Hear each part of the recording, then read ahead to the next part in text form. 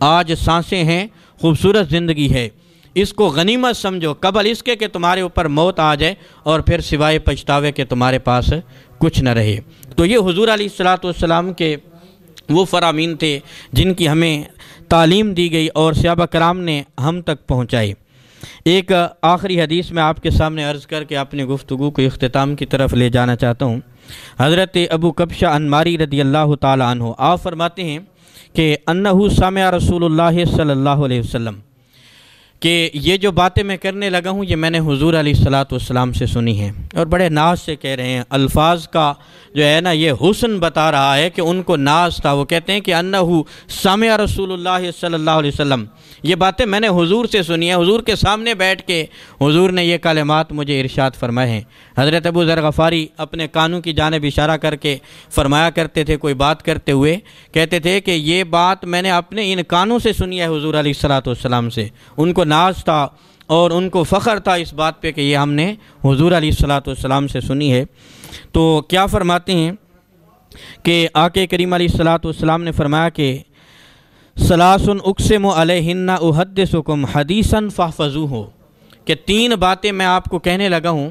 اور یہ ایسی ہی ہیں، یہ میں قسم دے کے کہنے لگا ہوں ایسی ہی ہیں جیسے میں کہنے لگا ہوں۔ اور پھر آگے آپ فرماتے ہیں کہ فَأَمَّا الَّذِي أُقْسِمُ عَلَيْهِنَّ، وہ باتیں جو قسم دے کے حضور علیہ السلام نے ارشاد فرمائیں کہ ایسے ہی ہیں جیسے میں بیان کرنے لگا ہوں، تو وہ کیا تھیں؟ فرمایا کہ فَإِنَّهُ مَا نَقَصَ مَالُ عَبْدٍ مِّن صَدَقَةٍ، کہ صدقے سے انسان کا مال گھٹتا نہیں، یہ بات میں قسم دے کے ارشاد کرتا ہوں۔ حضور نے فرمایا کہ صدقے سے کسی کا مال کم نہیں ہوتا، اور حضور نے فرمایا کہ میں اس پہ قسم دیتا ہوں صدقے سے کسی کا مال نہیں کم ہوتا۔ آج عقل کہے کہ نہیں صدقہ کرنے سے تو مال کم ہو جاتا ہے، بینک والے بتائیں کہ نہیں زکوٰۃ صدقات سے مال کم ہوگا، اکاؤنٹنٹ بتا رہا ہو کم ہو جائے گا، کیلکولیٹر بتا رہا ہو کم ہو جائے گا،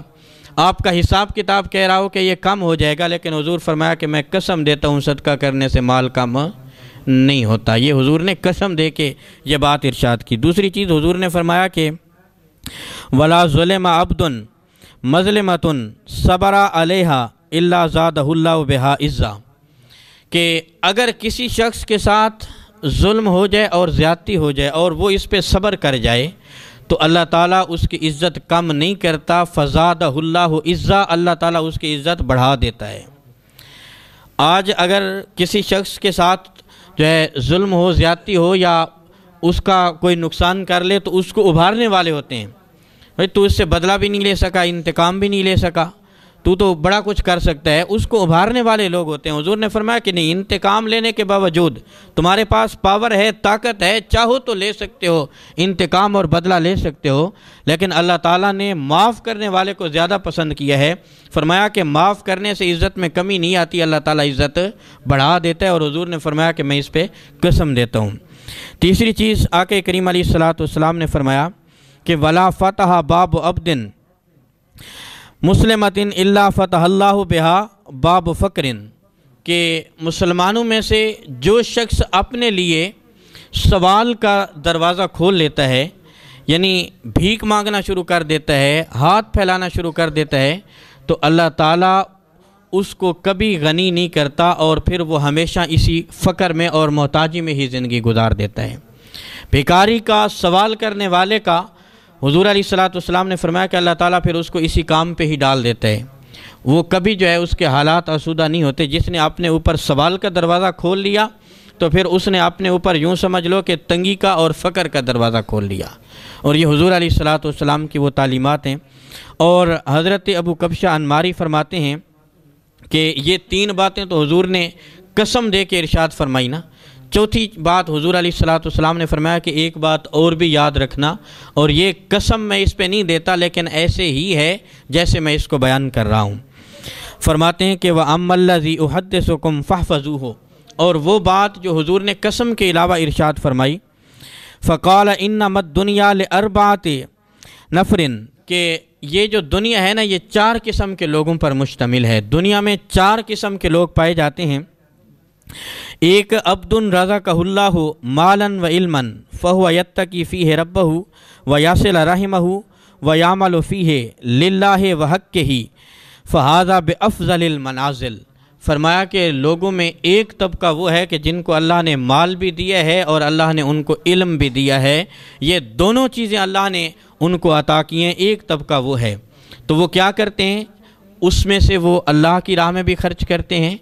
اور جو حقوق اللہ نے ان کے اوپر لوگوں کے رکھے ہیں وہ بھی ادا کرتے ہیں، مال بھی خرچ کرتے ہیں، اللہ کے حقوق پہچانتے ہیں اور اپنے علم سے بھی لوگوں کو نفع پہنچاتے ہیں۔ فرمایا کہ پہلا طبقہ یہ ہے لوگوں میں، اور 4 قسم کے جو طبقات ہیں ان میں یہ پہلا طبقہ ہے، اور فرمایا کہ فہذا بافضل المنازل، اور یہ کائنات کا بہترین طبقہ ہے، جن کے پاس علم بھی ہے اور مال بھی ہے اور وہ دونوں چیزیں صرف کر رہے ہیں، یہ کائنات کے بہترین لوگ ہیں۔ دوسرا، حضور علیہ الصلوۃ والسلام نے فرمایا کہ وَعَبْدٌ رَزَقَهُ اللَّهُ عِلْمًا وَلَمْ يَرْزُقْهُ مَالًا فَهُوَ صَادِقُ النِّيَّةِ يَقُولُ لَوْ إِنَّ لِي مَالًا لَعَمِلْتُ بِعَمَلِ فُلَانٍ لَأَجْرُهُمَا سَوَاءٌ۔ فرمایا کہ دوسرا طبقہ وہ ہے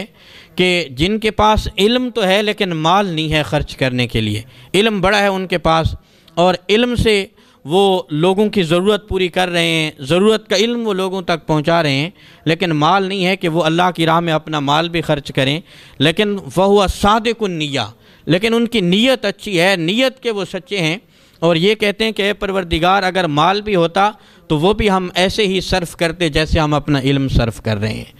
تو حضور علیہ الصلوۃ والسلام نے فرمایا کہ یہ آدمی اور وہ پہلا آدمی، یہ دونوں جو ہے اجر میں برابر ہیں، گو کہ درجہ ان کا زیادہ ہے جس نے دونوں چیزیں خرچ کیں، لیکن اس کی بھی چونکہ نیت اچھی ہے اور اگر اس کو ملتا تو یہ بھی خواہش رکھتا ہے کہ میں بھی اللہ کی راہ میں خرچ کرتا۔ فرمایا کہ فَأَجْرُهُمَا سَوَاءٌ، دونوں کا اجر برابر ہے، درجے میں وہ بلند ہے لیکن اجر دونوں کا برابر ہے۔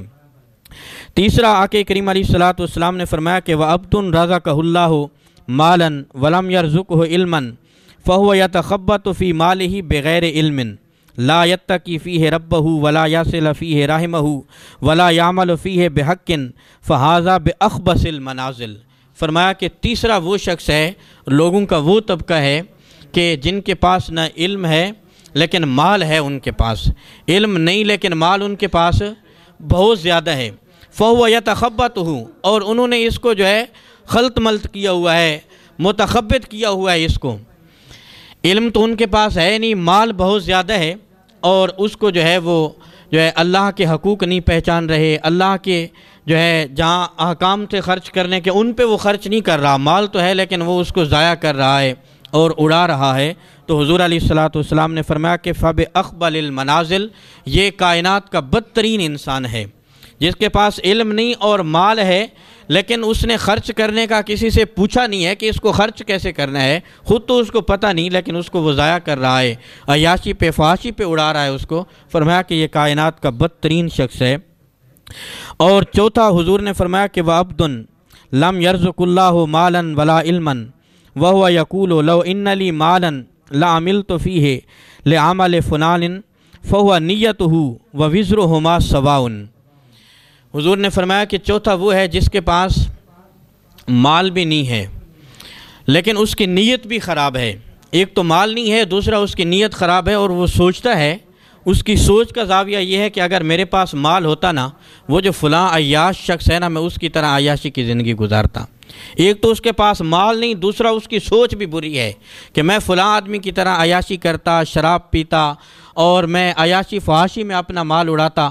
مال بھی نہیں تھا، نیت بھی اس کی ٹھیک نہیں تھی۔ حضور نے فرمایا کہ اب ایک تو یہ محروم تھا، دوسرا اس کی نیت خراب تھی۔ فرمایا کہ یہ بھی اس تیسرے آدمی کی طرح ہے کہ جس کے پاس علم نہیں تھا اور مال اس نے ضائع کیا، تو وہ خبیث تھا لوگوں میں سے، تو یہ بھی اسی کی طرح ہے، برابر کا شریک ہے۔ تو اس میں ہمیں جو ہے اپنی نیت کو بہتر کرنے کی تعلیم دی گئی کہ اگر علم اور مال ہے تو یہ اس کا مصرف اچھا ہونا چاہیے، اور اگر علم ہے مال نہیں تو نیت اچھی ہونی چاہیے، اور اگر علم نہیں مال ہے تو اس کا جو ہے پھر اگر غلط استعمال ہوا تو یہ بدترین لوگوں کا طبقہ شمار کیا گیا ہے۔ پھر فرمایا کہ نہ علم ہے نہ مال ہے لیکن سوچ بھی بری ہے، تو یہ بھی اسی طرح ہے جس کے پاس مال تھا اور اس نے ضائع کیا، عیاشی فحاشی میں اڑایا۔ تو یہ وہ حکمت کے موتی تھے جو حضور علیہ الصلوۃ والسلام نے جو ہے ہم تک پہنچائے، اور یہ وہ کلمات تھے جو فضاؤں میں بکھرتے ہوئے صحابہ کرام کے ذریعے امت تک پہنچے، اور امت قیامت تک جو ہے اس سے رہنمائی حاصل کرتی رہے گی اور اس سے استفادہ حاصل کرتی رہے گی۔ تو فرمایا کہ ما آتاکم الرسول فخذوہ، جو حضور تمہیں عطا کریں، یہ رب فرما رہے 28واں پارہ ہے 4 رکوع ہے، ما آتاکم الرسول فخذوہ، جو رسول تمہیں دے دیں تو ان کو پکڑ لو، مضبوطی سے تھام لو اس کو، وما نہاکم عنہ فانتہوا، اور جس سے رسول تمہیں روکیں، جس سے منع کریں تو اس سے رک جاؤ۔ حضور کے فرامین، حضور کی زبان مبارک سے نکلے ہوئے حضور کے جملے، یہ تمہارے لیے قابل عمل ہیں، یہ تمہاری دنیا بھی بہتر بنا سکتے ہیں اور تمہاری آخرت بھی بہتر بنا سکتے ہیں۔ یہی مقصد ہوتا ہے درس قرآن و حدیث کا، کہ قرآن کا یہ پیغام آپ تک پہنچ جائے۔ آپ بھی اپنا قیمتی وقت لے کے یہاں پہ تشریف فرما ہوتے ہیں، اور چھت پہ موجود خواتین بھی اپنا قیمتی وقت لے کے آتی ہیں۔ اللہ تعالیٰ آپ سب کی حاضری کا ایک ایک لمحہ اپنی بارگاہ عالیہ میں قبول فرمائے، اور جو دعائیں، جو التجائیں آپ اپنے دلوں میں رکھ کے تشریف فرما ہوئے ہیں، اللہ تعالیٰ ان کو اپنی بارگاہ میں